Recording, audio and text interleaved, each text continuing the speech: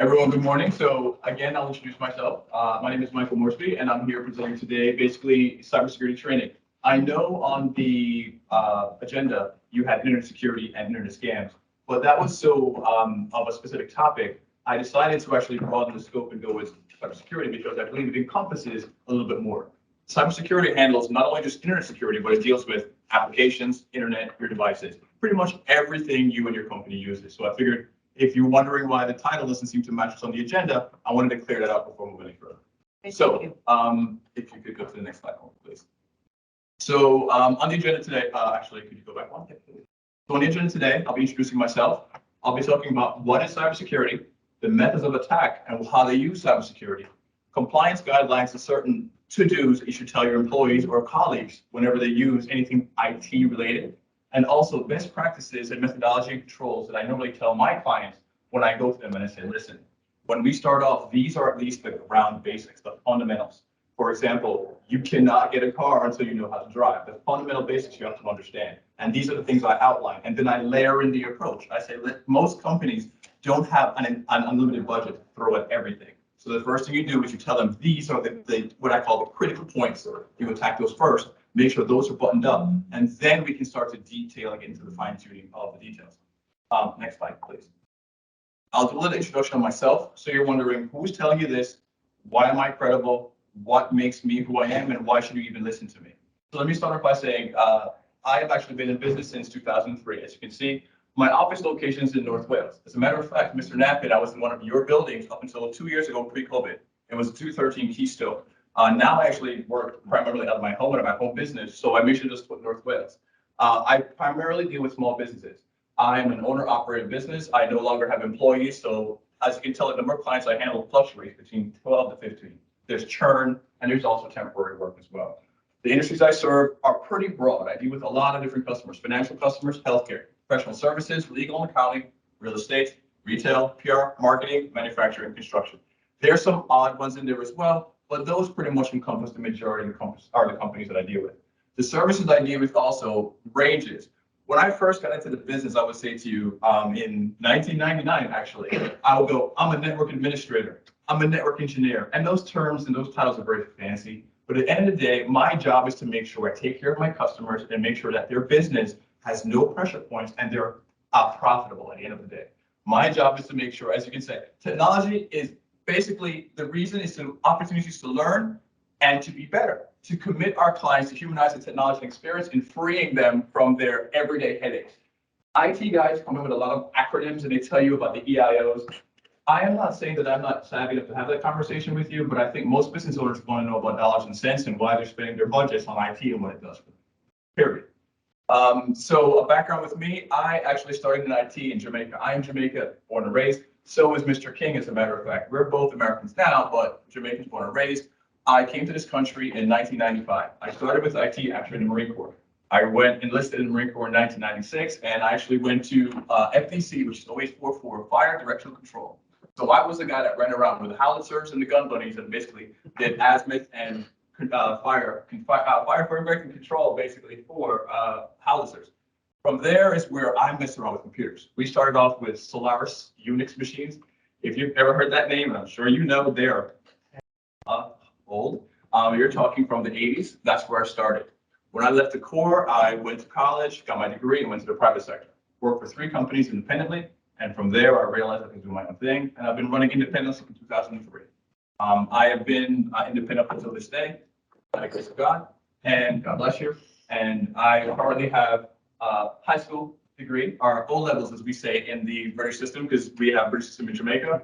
I have a bachelor's degree from Marsinus in Collegeville, actually. I was driving around this town before most of it was built back in 1997, 98, 99. I went into the private sector in 2000, and I actually started working for myself in 2003, but I think I really went solo in 2005, because in 2003, I still was doing work for a consulting company, even though I had my business on the side. Moving forward, I now have a master's degree in business administration, simply because I learned along the way, knowing technical aspects of your business is not enough. You must also know how to run a business. I've learned that the hard way. And I actually teach at Rider University. I teach an MBA program there for undergrads. And I tell them the same thing I'm telling you. Knowing how to drive a car doesn't make you a mechanic. You should know how to do your business, know your craft and be good at it. But it's very essential that you also know how to run your business. It took me about 10 to 15 years to figure that out. And I paid for it dearly. And now I'm actually starting to see the fruits of doing things the right way. Next slide, please. Okay, so what is cybersecurity? Fancy term for a lot of different things. At the end of the day, cybersecurity basically means it's the practice of protecting your computers, your mobile devices, servers, electronic devices, networks, and data. At the end of the day, every piece of electronic device that you use needs to be protected by cybersecurity. When I started with the internet, and we all did, we were going to AOL and America Online, and that was not an interconnected web back then. You were literally leaving a single destination to a single server that had a bunch of pages that was interconnected with other servers. Today, my washing machine talks to my network, my TV, my iPad, my phone, my son's PlayStation. Almost everything in your home is cyber and IT related. So because of that, we must have practices and things in place that actually protects them. And this is the only acronym I'm going to throw out there for you today. It's called CIA Triad. At the end of the day, us cybersecurity guys need to ensure three key things. Confidentiality, meaning the right people are accessing the right information. We can't have marketing seeing accounting. That's not okay. We can't have the guys in the field looking at HR to see people's salaries. So we need to have the right policies and the right people seeing the right data. We also need integrity. We need to make sure that data is secure, no malware, no viruses, no hacking material in there that's going to damage our material. So that's where integrity comes in. And then there's availability, meaning whatever hardware we're using. And as I walked in, Mr. Derrick helped me with the pieces of hardware you have here. At the end of the day, when you needed your meeting to start at 8:35 today, his laptop, your Wi-Fi, your equipment to do your audiovisual equipment was ready to go.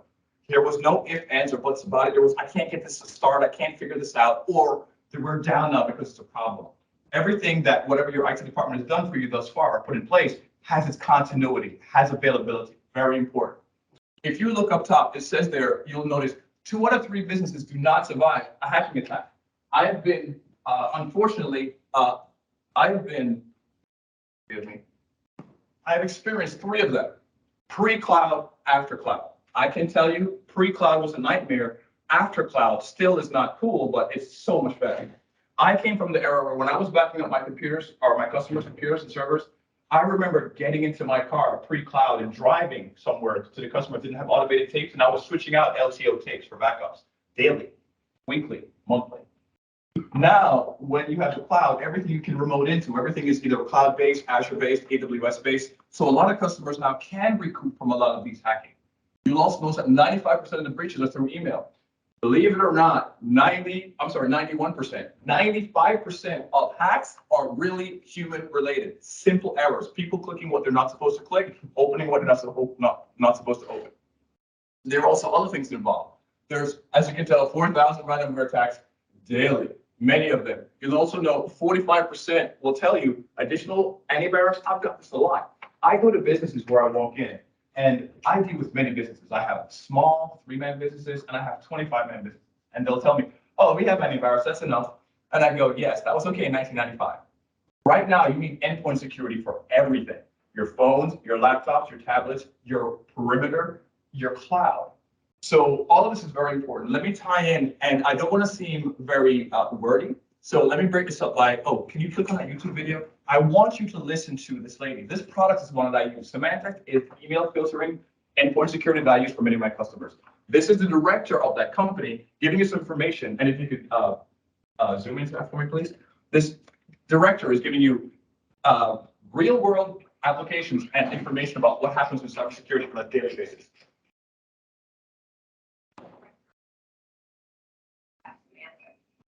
Today, cybercrime has a huge problem for society, personally, financially, and even in matters of national security.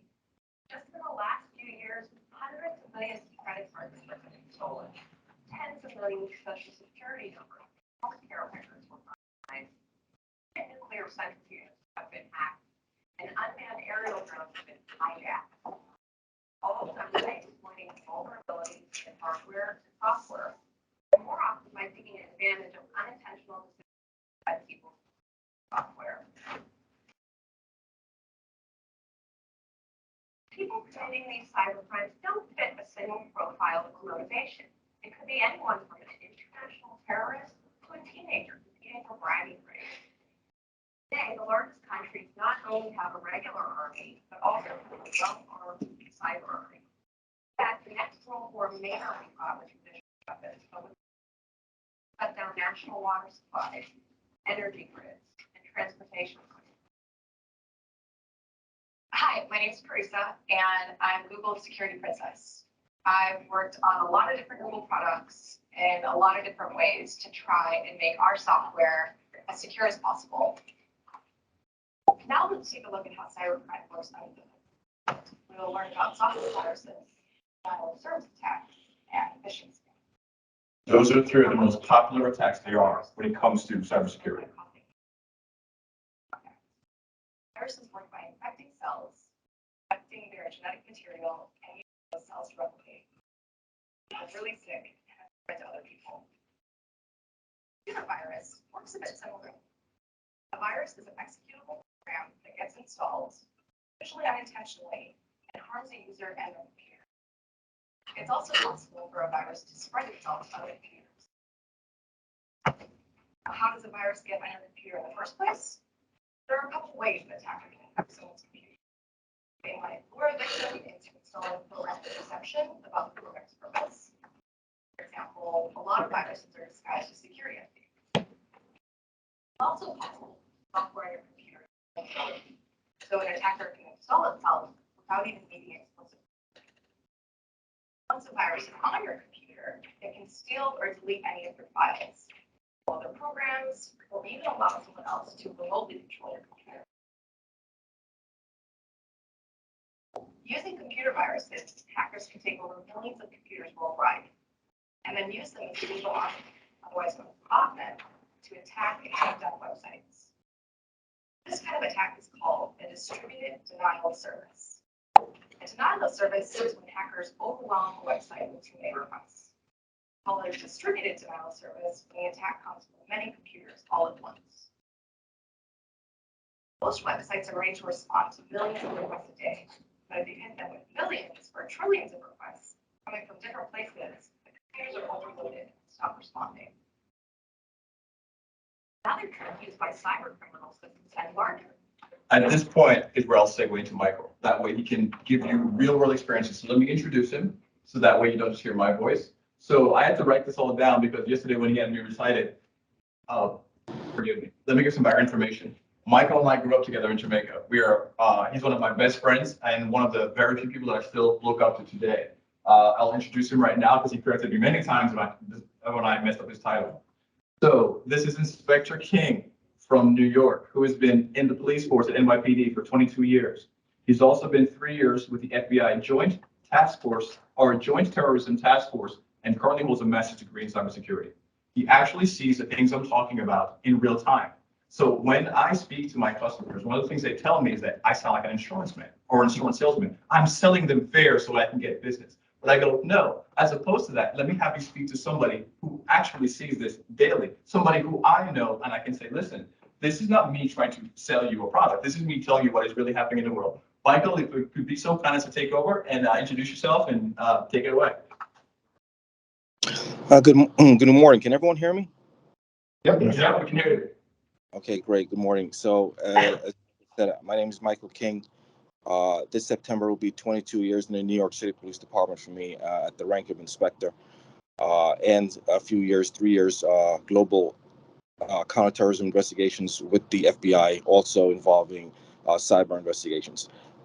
So let me just say what Michael, reiterate what he stated, that when he speaks or when anyone in his capacity speaks to a crowd regarding cybersecurity, people in the business world, I think what they always have in their mind is, this person is trying to sell me something, this person is trying to sell me a product.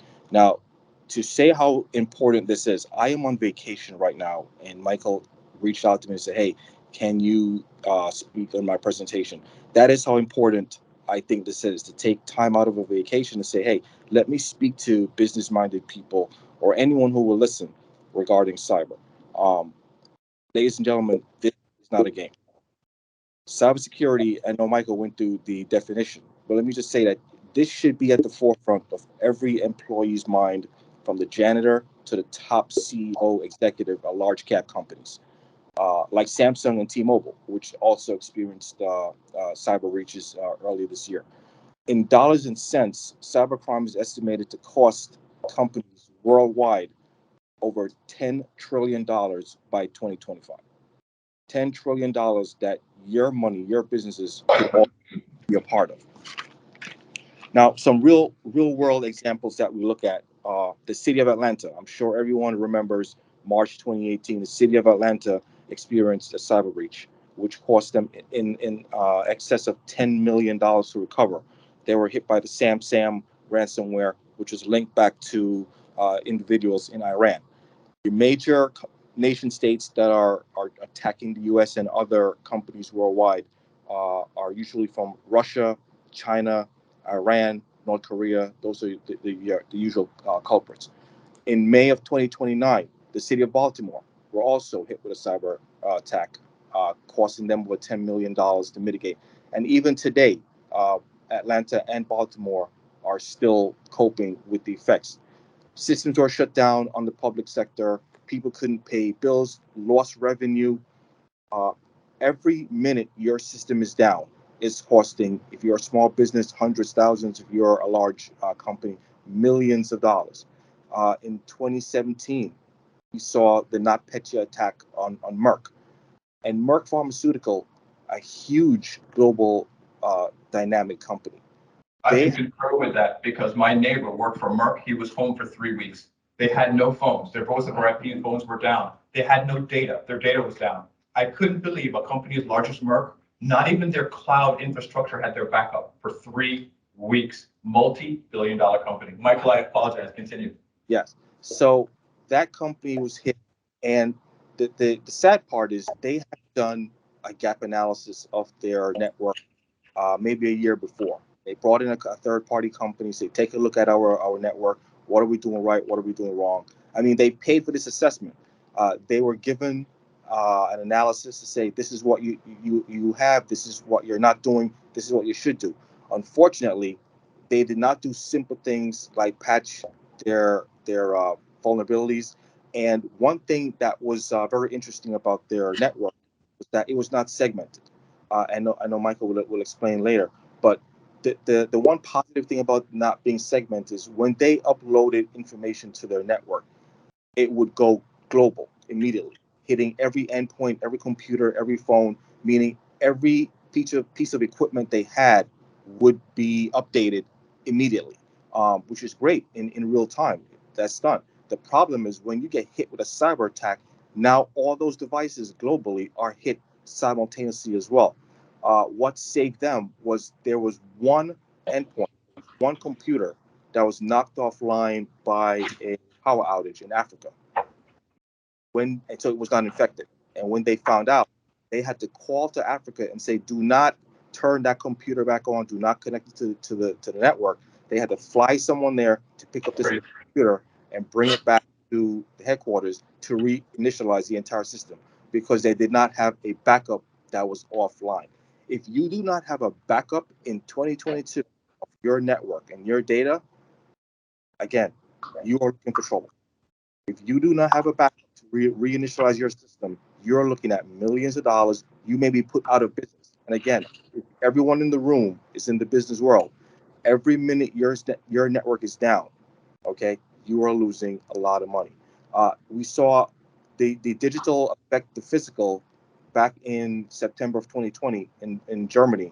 The Dusseldorf hospital, was hit by cyber attack. Now, the interesting thing about this was the hackers were not trying to hit the hospital. They were trying to attack the university. The hospital systems were also linked to the university. Now, when the hospital went down, there was a woman who was in critical stages of a medical procedure, and she had to be transferred to another hospital 20 miles away, and she died, simply because hospitals could not restart their systems. Now, hospitals spend a lot of money on machinery, staff. I'm a registered nurse myself, so they will spend a lot of money on hiring doctors, getting the latest equipment. The problem is they don't spend money on cybersecurity, and they are very vulnerable to attacks. Um, if you are someone in charge of a large company or a small company, you may not have a lot of technical knowledge regarding cybercrime or cybersecurity or your own network. I mean, you wouldn't be expected to. Uh, we have people who are ones and zeros people, what we call them. Michael would be a ones and zeros people, meaning he's the technical guy. Then you have someone like myself who will be on the cybersecurity, trying to advise you on your network. Now, you have to make your network a hard target. Um, they are the thing with technology is you want it to work. All right, you get in your car, you turn the key, you're expected to drive. You have your microwave, you turn it on, you expect it to work. Technology is something that it provides a lot of convenience. Why fight the internet? Remember, the internet is like the ocean. There are no boundaries. If you are connected to another company and they get hit, you're going to get hit. So you have to also understand that if you are patting yourself in the back, saying, "Hey, my network is great. I have a great protocol for cybersecurity," but then you are linked to a third-party company that does not have the same cyber capabilities as you are. That's the weak link in the chain. They get hit. Expect yourself to get hit as well. If you are doing business, well, right now every business is interconnected with another business. So if you're doing business with Chase, J.P. Morgan Chase, and they get hit with a cyber attack, you're connected to them, you're going to get hit as well. You have to ensure whoever is connected to your network is as cyber capable, ready as you are. Now, certain things that, Michael, to cut you off, but I want to give you another 30 seconds to a minute, sir. okay, so very simple things I'm going to say before I go. Use complex passwords and change them periodically. Teach cyber hygiene to your employees regarding email. Do not click on links they don't know. Uh, Antivirus with AI and machine learning. Michael will talk about that. Patch your systems. If you get an analysis that your system needs to be patched, your computers are old, they're no longer being patched. You got to patch those systems. Uh, Cybersecurity insurance, that is a must, and threat hunting, that is something again that Michael will speak about. But again, before I go, just remember, have a backup, please, and patch your systems and invest in endpoint security. And Mike, you can take it from there. Michael, thank you very much, sir. I appreciate your time today. You're more than welcome to hang in for the rest of the meeting, or if you sign off, we completely understand. Thanks, Mike. Bridget, I Okay. appreciate it. No, respects that. Okay, next slide. So to reiterate what Michael just said, 40% of small businesses are attacked. 75% of these problems are due to patch vulnerabilities. Very, very simple. This is something that I actually do. As a matter of fact, I'll use yesterday's example. One of my clients called me, one of my clients called me and said, "Michael, I just got a shutdown in the middle of my presentation." Now, this client has a Monday morning meeting. They have a big powwow. It's what I call the ring meeting, because they really sit down, they slice up the weekend and they go at it. This guy was actually the presenter yesterday, and he called me and he was venting at me, which is what I'm used to, yelling at me. Why did my computer turn off in the middle of my presentation? I got an administrative notification and my computer went down. The reason is I actually have a policy that I implemented that says, hey, if Microsoft installs a, by the way, I know my time limit is 30 seconds or 30 minutes. If I'm going over, please let me know. I don't want to keep you guys here too long. If I sent a patch that said, hey, if it's a critical patch from Microsoft, do it now. I don't want to wait, do it now. And what happened is, just like Michael said, I do my patches in segments. So I don't patch all my customers on the same day. I actually, as much as I hate to say it, I have to pick someone first, but that lets me know if there's a problem. So if I send out a patch and that patch has a bug in it, and I got a call from my customer in the morning, oh, all of us restarted in the middle of the day for no reason, and we're freaking out. I know that I need to jump back into my patching system and actually say, oh, I can't do that. And you make your changes. That's exactly what Michael meant when he said segmentation. I'm not going to go into all these facts because Michael actually gave you a lot of this information already. So if you could go to the next slide, please. A lot of this stuff I'll go through now because Michael just said it. Password attack and password breaches, phishing attacks, DDoS attacks, and device compromise are some of the most popular ways people get in. They're always sending scripts trying to break into your password. So people that use these simple passwords, ABC, the ones that are really, full of themselves, the God passwords or all that stuff, no good, no bueno. We need to have passwords that are complex. Phishing attacks are important. I'm about to show you as well. People are too automated when you read emails. I break this into my customer says daily. Don't just open the email and flash through it and carry on and click. I know people click emails without reading them. Who does that? Do you just take out your wallet and have your money in your hand before you buy something? It's crazy. Look at where it's from. Look at where it went to. Look at the subject. Look at the email, because that is how they trick people. We are so automated in just clicking and going and clicking and going. That is how viruses get executed. You can go to the next. Unique passwords are important. Randomized complex passwords are important. A password manager. I have started to institute this in the past 2 years. All my customers, especially me in particular, I use a lot of cloud services, Office 365, I use Microsoft Dynamics, we're using Ignite, we're using all kinds of basic software. My customers have 5 different passwords, and they all have them written down or in a Word document, which freaks me out on their computer. And I go, oh, no bueno. So everyone, I now have LastPass. It's, even though it costs dollars, it's like $6 a month. All my users, I force them to use it. Get your passwords encrypted in a vault, where even if your computer would compromise or something happens, they don't get your passwords. It's very simple. For $6, I like knowing that it didn't get into my credit cards or my bank account. For $6, I'm okay with that. I try to stress it a lot to my customers. It's very important. Mfa Multi-Factor Authentication, a big deal. I'm sure you guys have seen it now where you go to your bank, when you go to log into your bank account, it says, oh, I'm sending a text message to your phone, or I'm going to give you an email. I do that now with my customers just to get in their computers. I have it where when you turn your computer on, you go to log in, I have a device, and I'll actually hold it up here. I know it's going to be a little difficult to see, but I have a device on my phone, and I'm sure some of you guys have it. It literally has an encryption key that changes every 60 seconds. When you go to log into your computer, you put in your password like you should, and then it brings up a secondary box asking for this key. So even if your computer is stolen, they would have to steal your computer, your phone, and you to get in. So there's no more, oh, I lost my laptop, so the person that went on that side that wasn't supposed to wasn't me. I don't play those games anymore because I know exactly who, when, where, and why. Next slide, please. The infographic, if you click on that, the social engineering is what you have in front of you. That is that red handout. The reason why I gave that to you, I just want you to use some examples of what you're looking for. The from is very important. Always look directly at the email.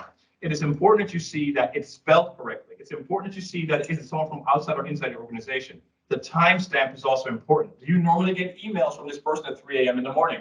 That's kind of a giveaway. My boss doesn't talk to me at 3 in the morning. Well, my customers don't talk to me at 3 in the morning. Just doesn't happen. So if you see it, no matter how legitimate it looks, if it's 3 in the morning, that's a drunk text or drunk email, people. Walk away.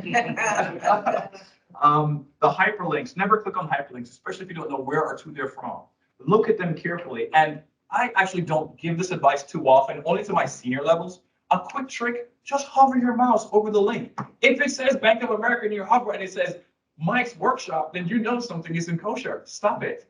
I tell this to all my customers. Look at the content, make sure the information is relevant. Look at the attachment, please don't touch. Normally the attachment, if it doesn't look and smell like it's okay, please don't touch. The date that was giveaway. Next slide, please. So the next one I'm about to give you here is an infographic that I should have handed out as well. This one I'll make very quick. Actually, if you just pass this down for me. This is the way to secure your device. This was very critical a few years back. Now, not so much, guys. Now you have something called MDM, Mobile Device Management. So majority of my clients, I use Microsoft 365 with MDM, meaning once you have an email account, I lock your phone as well into the devices we're using, our work devices. So I used to get the, oh, I can't find my phone. I lost my phone, or something happened to my phone. I had to get into where is it, try to trace it. Now with MDM, you can actually remote locate and remote shut down devices. So a lot of what I'm about to tell you here is still very relevant. People need to lock their phones, have passwords, make sure that they took them away, turn off the Wi-Fi, don't use public Wi-Fi. A lot of my customers go to these, I'm okay. They say, oh, I went to a bodega. I go to Wawa, but they go to a bodega and they get coffee and they do free internet. And I go, that's great, but please stay off the free public Wi-Fi. You have a phone, you pay for it, you have a data plan, use your personal hotspot. That's yours. I prefer you do that. When I came in here today, I was using my personal hotspot out of habit. I secure my own customers' Wi-Fi network. So when I go there, I still have a habit of using my own Wi-Fi, simply because I just know it's mine, secure, I don't have to worry about it. Force of habit. And I switched over because we have to share files, but that's a different argument. Next slide, please. So one more. There we go. Look at this slide. And I know it's a little difficult to see, but I'm forgiven for moving around so briskly and keeping your eyes off of the screen. But if you look carefully, this is what I mean. Bank of American, things like that you should look out for. look at the logo and then look down here. When Bank of America logo looks like this, it's a little odd. These are things I want people to pay attention to. If you look at this here too, it doesn't look, just the way this whole email is structured. The social engineering and phishing tactics are used to employ people to click on things. So their job is to scrape for emails, check social media, and click for malware. Bottom line, they're inducing you to do something. So 99.9% of the time, if it doesn't look and smell and feel good, I'm okay. Leave it alone. If you miss a communique, if it's important, the person will either call you by the phone or reach out to you again, and then you'll know it's legitimate at that point. Next slide, please. We can block these out. I just mentioned all of that. It should just let you know what to look for. Keep going. One more. Attachments we don't click. One more. One more. Threats. Beware of suspicious websites. Don't click on email links. Don't. Oh, also make sure your browser plugins are up to date. But that's normally Derek and my job. Our job is to make sure your browsers are patched, which is called Java Runtime Engine Adobe. A lot of this technical jargon, but the things you use every day to like sign your documents and open up interactive pages, it's our job to make sure that they're up to date, because when they're not up to date, hackers can exploit the old versions and get in. You can go ahead. Next slide. This is a little overkill, but I wanted to share this with you. So I do compliance training for my customers, just like I'm doing with you right now. Believe it or not, this template is something I use on a regular basis. I just kind of reworded it for you guys today. So I have customers who have to be SEC compliant. I have investment firms that I work with, and they literally have to do things that I never really had to deal with until recently. But now SEC basically gives you guidelines, and they're very, I call them the KISS rules. They're so keep it simple, stupid. It's great. It's very easy. If you have a problem, report it immediately. And I do mean immediately. I'll use myself as an example. I was blessed. God gave me the privilege of going to Disney World with my family last year. We were at Disney. I was in Disney. I think we were in front of, I forgot what we were about to go in to eat. I get a phone call from Mr. Chow. He goes, Mike, at least 100 customers just called me and said they got 100 emails from me. And I was like, what's going on? And he called me about 30 minutes in. Within 30 minutes, I believe it was almost 1,000 emails that went out. It was insane. I mean, if you do the per second count, that's like bananas. He sent to mailing lists, stuff on mailing lists, stuff on mailing lists. And that was within 30 to 45 minutes. I was at Disney World. I literally stopped, dropped, and rolled. I was on my phone, and I'm a little bit of a geek, unfortunately. Like, I try to think I'm a tough guy, but at heart, I'm kind of a geek. So I actually had my laptop. I bolted back to the room, and I got my laptop fired up, and I was able to shut down this account and disable it. Go in, find out what was going on. Luckily, we were able to find, I did some email traces and figure out when it started. But this is important. The quicker, the better. If you wait 24 hours, that's in our world, that's a lifetime. For 24 hours, I can give you a brand new identity, buy you a house, buy you a car. I can do many things in 24 hours. Give me an unlimited credit card, I'll show you how to shop. Trust me. Next slide, please. Lost stolen devices, same thing. Report it immediately because we can now remote lock them down or shut them off. Next, please. Avoid personal communication system. This one is tough. Please separate work and I call them, business and state. Keep your work devices for work. Keep your home devices for home. I fight right now because I have people who are important and they pay my bills. So when they walk in with their iPad and tell me what they're gonna do, I cringe. They go, this is my iPad and I want this at work. And I'm forced to do it, but I really try to discourage it because a lot of people take their work iPads with all their work credentials and they go home and they put it on their home Wi-Fi. And then they have all the junk there and all the stuff there. I had a customer come back with his laptop. I'm like, why do I have Xbox games on here? What's going on? Things like that. Next slide, please. Email communications are recorded. I don't do this for all my customers, but let's just say at least 6 of them, maybe 5 off the top of my head. I tell them flat out, I don't even mince words. Everything you say in email, I have. Even if you delete it. Even if you don't even look at it. I have archiving systems where so let me just use it. I don't want to mess with your whiteboard. So I'll just use a demonstration. Imagine this is the email that's outgoing. This is you. This is the outgoing email. I have something in the middle that catches everything. Not only does it filter your emails, I filter them first and foremost. And even if they're dirty, I still keep them. Meaning if they're infected, what's wrong with them? I still keep them. They're archived in a software that I use called Smart. There's a lot of them, but that one's actually SEC compliant. Your emails are saved. So I can go back 7 years and even the emails you didn't see that I have. So I tell my customers, rule of thumb, Everything you see and didn't see in your work email, I have. So please be aware of what you say and don't say. Keep your opinions to yourself. Take them home with you. Have them at your dinner table like everybody else. Use your personal Gmail like everybody else. I don't need to know your affiliations. I'm okay with whatever and whoever you are. Just don't put it on work because it makes my life harder when the lawyers come to me and go, can you go look up this email records and go filter this? That makes my life more difficult. So I make sure that people are aware. Next slide, please. That you can keep going, that's okay. Methodologies. Pointing out things that we do in a layered approach. Very quickly, I know this meeting is very long, guys. I apologize. Next slide, please. So what I'm about to show you right now are the things you need to lock down. This is what I do with my customers. I don't play, I don't compromise. Device security, meaning your laptops, your desktops. Antivirus, disk encryption, mobile device management. Shut that down. I don't even take no for an answer. I pretty much tell a customer, if you don't do these things, you cannot be my customer. I've been blessed. I've been in business for 20 years. I don't have many customers, but the ones I do have, they go back with me 20, 15, 12, 10. As you can see, they go back for me a long time. I don't have many, but the ones that I have believe and trust in me, and they actually take my advice. So with that, these are things I don't compromise on. You have these. Identity security. I need to know who logged in, what time and where. I need to know what passwords they're using and what's going on. Multi-factor authentication, so when we have a phone that logs things in. Single sign-on, I don't push because that's a little much. Spam and email filtering is a must. Archiving is a must. Data clarification, meaning information protection. Remote access and web filtering is a must. Next slide, please. If we can, next. These are important. Everything I just said. The phase 2 stuff is the stuff you do later. You have a little extra money, you want to tighten the bolts a little bit. You do things like, email only on corporate devices because we can't use our personal devices. Single sign-on compatibility, you probably need to do an Azure P2 license for that. Active Directory, and I'm not going to go into the weeds too much. A lot of these require specific licenses.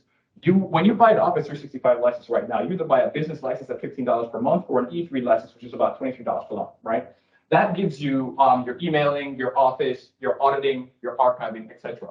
But when you want to use Active Directory Azure for identity management, meaning I want to know when Mr. Knappin is logged in. Mr. Knappin logged in. See that? I was doing my Rolodex that confused. When Mr. Knappin logged in, I knew that Mr. Knappin logged in with his username at 8 o'clock last night, and he accessed these 3 files. That's what this is about. That's why one of the reasons auditing, multi-factor authentication, all of this, single sign-on. This one I leave for last. This one's a little important. Now, I didn't used to give my clients the ability to change their passwords. This way I can keep track of who's what and what's going on now. But with mobile management, you need to give people the space to change that, especially with this new 60-day policy change. Your passwords have to change 60 days. I'm not playing that game with every single client every 60 days, changing all passwords. So I give customers now to change their passwords every 60 days. Get used to that as well. The days of having your password for 20 years are over. I hate to say it.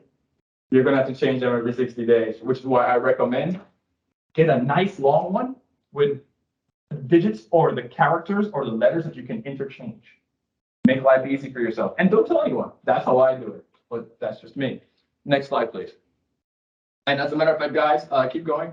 I won't go any further because I know I've actually kept you guys for too long. Keep going, keep going. And that's okay. I won't go into the weeds here because we just went through a lot of this already. Keep going. And thank you. Any questions? I am sorry for keeping you so long. I was hoping to go through this a little quicker. I apologize for being long-winded. And Mike, what I can do is also, if it's okay with you, I can post the PowerPoint on the website. People can review it at their own pace. Absolutely. As well. Absolutely. Those slides. Absolutely. If you guys have any questions, I gave you my business card. I will say this embarrassingly. I still have Mr. Knappin's old address of 213 Keystone on there. I haven't updated my credit cards or my business card since COVID. Every other information there is current. My phone number, my email, my LinkedIn, any information I can help you in any which way. Please feel free to call and email me. I'd be happy to help you. And this is not solicitation. I would love to actually be integral in the community and helping out any way I can. Thank you very much. I do have one question for you. Of course. Well, I actually have a few, but I can take the rest offline. Sure. The use of biometrics, Yes. specifically facial recognition, is that really secure? I mean, like, used on phones, used on laptops, I log into my Microsoft Surface just Correct. by, how secure is that as opposed to typing in, passcode? My answer is, so that's called PAN or personal. So yes, I would say to you that along with biometrics, fingerprints is definitely more secure than your traditional password. I think the big buzz for a lot of people now, privacy is the new buzzword. And I don't want to use the word buzzword as if it's not important. But right now, I think what a lot of people question more with the biometrics is, they are encrypted and they are in a vault. So it's not like anybody can have records of all these biometrics. But that's really what people talk about the most. In terms of security, absolutely. In terms of biometrics, that's one of the reasons why it comes to these phones. That's why I take them over traditional 4-letter, 6-letter passwords. God bless you. Simply because biometrics is uniquely identifiable to every single individual, which is why there was such a law case with Apple when they wanted to open the phones of the bad guys. They really can't get in. There was no back door per se or a crack. That the only way they were able to get in, I believe, was an Israeli company that they did some kung fu. They were able to actually get in there. But it's not, but to answer your question, very secure, very secure. And then. Hey, Mike. passwords- Hey, Mike, are you there? Yes, I'm here, Mike. Go ahead. Yeah, regarding biometrics. Now, that was a great question by a gentleman at the table. And the Israeli company you're talking about, I think that's the NSO group who created Pegasus. But yes, biometrics, great way. When you do multi-factor authentication, something that you are, something that you have, something that you know. So something that you know would be a password. Something that you have would be an ID card. Something that you are would be an iris scan or the fingerprint. When you go to Disney and you get your ID, that little card they give you to scan into when you go into the theme park and you do your fingerprint, again, biometrics. A few years ago, I went down to Disney and said to them, listen, I would love for you to share that biometric information for one very specific reason. We would love to know if known terrorists are coming here and doing reconnaissance at Disney. The way to know that would be that fingerprint entrance at the front gate. So again, just wanted to chime in and tell you that was a great question. Thanks, Mike. Thank you. And then the other question I have is, I know, a lot of data is being moved to the cloud, right? Yeah. Whether it's AWS or Azure or how do they handle security?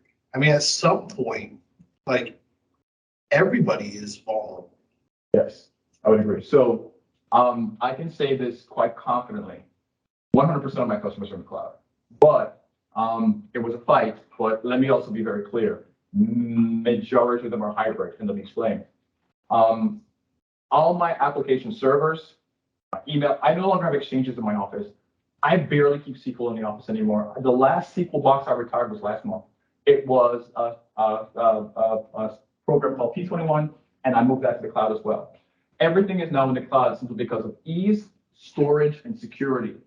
Yes, it's more accessible now with cyber criminals, but I would say to you, having something on the ground here, it takes more, how do I put this? I believe that having physical hardware here in your building is appropriate. You must have perimeter defense. So you have to have your own firewall, you have to have your own DMZ, et cetera, et cetera. But many of the activities can be fragmented and put to the cloud. So instead of having a single, in the cyber world, they call it a honeypot, for example. They create honeypot computers where they're fake. They're the one that has all the fake data, so that's where the hackers go. So you create a clone of the real server you guys use, and you put it out there, and you make it look attractive. This is kind of the same thing in the sense that if all of your servers are here, all of your services are here, then they have one single place to attack. They have one single place to come into, and this is where they can constantly try to penetrate. When you're in the cloud and you're actually dispersed with different services, so for example, my application service is with one service. I'm a big Ignite component. I'm also a reseller, so I'll say the name loudly, but I use Ignite. I can't use Dropbox because Dropbox is not compliant in terms of security. It doesn't pass the checkbox for SEC compliance. I have to use higher level enterprise stuff. Those guys are great. My data is in the cloud. It's backed up every day. I'm SEC compliant. It's backed up to the second. The minute you actually put the document in the folder, it's backed up within the second. It's backed up every day, going back 30 days, and I have retention going back 7 years. And if I pay the extra money, it goes back to 15. If for some reason something's broken, I have to do a rollback, I actually am able to go in there and I can get anything from anyone at any time in the event of a hack, which has happened and it will. Let me make sure I say this out loud. I'm not scaring you. If you have your own IT guy, that's wonderful. I met Derek, he seems like an awesome guy, and that's what I love. When we meet people that you can tell that you can get along with them and, you know, they're of the same caliber, that is awesome to me because quite frankly, in my world, I don't get to speak to many of my colleagues. I only get to speak to my customers who are complaining to me. So where I come from, they say iron or steel sharpens steel. So when we meet each other and we talk to each other, that's how we learn, that's how we grow. But normally when you have people like this, they are the ones that are your perimeter protectors, bottom line. And that's pretty much that your perimeter for your cloud as well as your network will depend on individuals like this who make sure you're secure. So putting you in the cloud is important. And to get back to how I started, hybrid. Many of my customers are old school. So I say I go back, I'm going to use first customer. I won't forget, I go back to 1999. They were my client when I worked for an independent company. They were actually one of my customers, or I can say one of my accounts, excuse me. When I left, I've known these guys going back 23 years right now. And they're old guys. They're construction guys. When I say old guys, I don't mean old. Oh, I mean, they're older guys. And I don't think any of them are under 65. Okay. So they've owned this company for a while. Okay. And they tell me, Michael, I don't care about you and your cloud. But he says to me, when I'm ready to check out and I turn my lights off, he says to me, I'm going to walk into this room. I'm going to pick this up, whatever it is, with my accounting, my AR, my AP, everything I have for my business. I'm walking up the door and I'm leaving. And I want to make sure that my stuff is here. I love the fact that it's in the cloud and we can all go there to work. But he also wants to know if he has something in his building. And I deal with that quite a bit. And they pay for that. They have no problem saying, Michael, put me in the cloud. I know it's the 21st century or whatever. You know, the accessibility, the ease, the backup, making sure everything's secure. In the event of a breach, you can always bring things back. I love that. But Mike, that's nice. I still want to, it's like having physical gold. I'll still buy stocks, but I still want a coin or two in my back pocket. That's how they feel. Thank you. You're welcome.